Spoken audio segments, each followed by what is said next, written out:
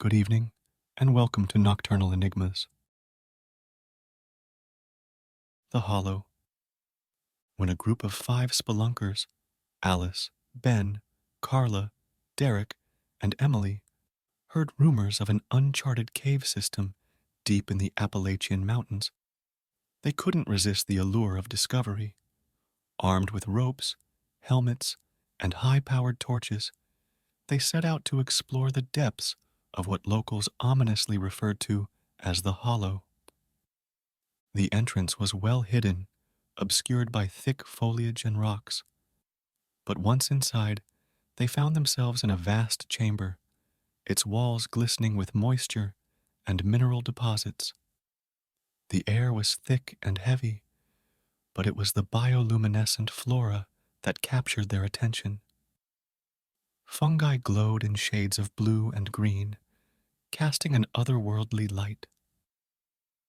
As they ventured deeper, they discovered more wonders. Underground lakes filled with blind fish, crystals that seemed to hum softly, and even evidence of an ancient civilization. Carvings on the walls depicted humanoid figures living in harmony with the cave's ecosystem. It was a spelunker's dream, a new world untouched by human hands. But as they moved further into the cave, they began to notice that the walls seemed to shift subtly, almost as if they were breathing.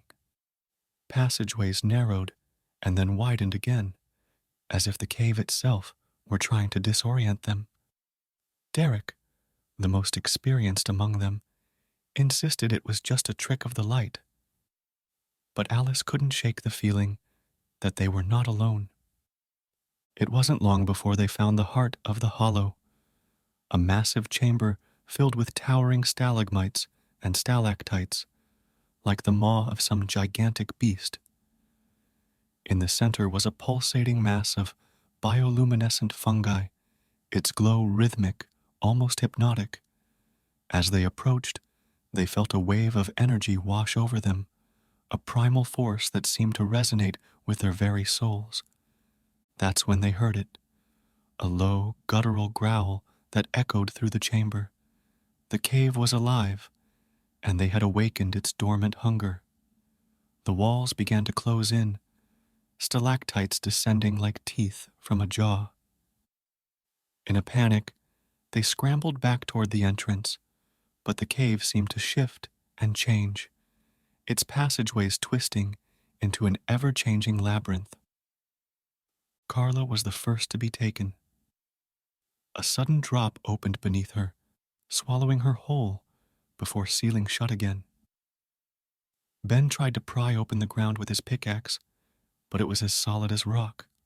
One by one, they were separated, each spelunker claimed by the cave in a different, horrifying manner, consumed, impaled, or simply vanished into the dark recesses of the earth.